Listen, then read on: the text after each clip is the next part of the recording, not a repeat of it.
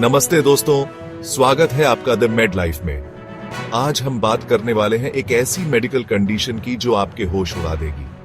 सोचो जरा, अगर सुबह उठो और दिल से यकीन हो कि तुम जिंदा नहीं हो बल्कि एक मुर्दा हो।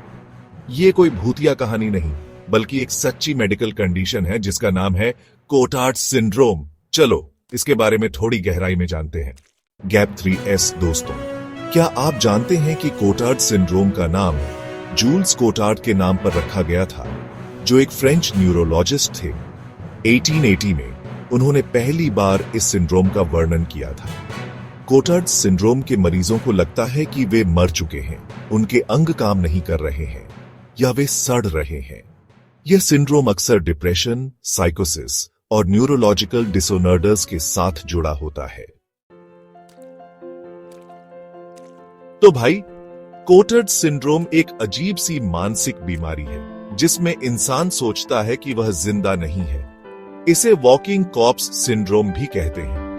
मतलब कुछ लोग यह मान लेते हैं कि उनका दिल बंद हो गया, उनके शरीर के हिस्से गायब हो गए या उनकी आत्मा निकल चुकी है। कुछ लोग तो यहां तक कहते हैं मैं तो सड़ रहा हूं। यह सुनने में फिल्मी लगता है, लेकिन यह दिमाग के केमिकल्स और कनेक्शंस में गड़बड़ी की वजह से होता है। डॉक्टर्स कहते हैं कि यह डिप्रेशन, स्किज़ोफ्रेनिया या कभी-कभी दिमाग की चोट से जुड़ा हो सकता है, यानी दिमाग ही इंसान को मुर्दा बना देता है। सोचो कितना अजीब है ये गैप 3S। चलो एक और सच्ची कहानी सुनते हैं, जो है एक आदमी की जिसने कहा कि वह मर चुका है और उसके शरीर के अंग गायब हो गए हैं। उसने अपने परिवार से कहा कि उसे अस्पताल ले जाया जाए ताकि डॉक्टर उसकी लाश की जांच कर सकें। डॉक्टरों ने उसे इलेक्ट्रोकन्वल्सिव थेरेपी दी और धीरे धीरे उसकी हालत में सुधार हुआ। यह दिखाता है कि सही इलाज से इस अजीब और खतरनाक बीमारी को भी ठीक किया जा सकता है। डॉक्टरों का मानना है कि कोटार्ड सिंड्रोम का इलाज मुश्किल हो सकता है, लेकिन सही दवाओं और थेरेपी से मरीजों की हालत में सुधार हो सकता है। न्यूरोलॉजिस्ट और साइकोलॉजिस्ट इस सिंड्रोम के बारे में और अधिक जानने के लिए रिसर्च कर रहे हैं। उनका कहना है कि यह सिंड्रोम हमें दिमाग की जटिलताओं और उसकी शक्तियों के बारे में और अधिक समझने में मदद करता है। इसके अलावा कुछ मामलों में मरीजों को अस्पताल में भर्ती करने की आवश्यकता हो सकती है। डॉक्टरों का कहना है कि कोटार्ड सिंड्रोम के मरीजों को परिवार और दोस्तों का समर्थन भी बहुत महत्वपूर्ण है। अब तुम सोच रहे होगे, क्या यह सच में होता है? बिल्कुल होता है भाई। एक बार स्कॉटलैंड में एक औरत थी जिसने कहा कि वह मर चुकी है और उसका शरीर सड़ रहा है। उसने खाना भी छोड़ दिया क्योंकि उसे लगा कि मुर्दों को खाने की क्या जरूरत। डॉक्टर्स ने उसका इलाज दवाइयों और थेरेपी से किया और वह धीरे धीरे ठीक हो गई। एक और आदमी था जो शीशे में खुद को देखता था और कहता था, मैं तो दिख ही नहीं रहा। ये लोग अपने होने का एहसास ही खो देते हैं। यह सुनकर तो डॉक्टर्स के भी पसीने छूट जाते हैं।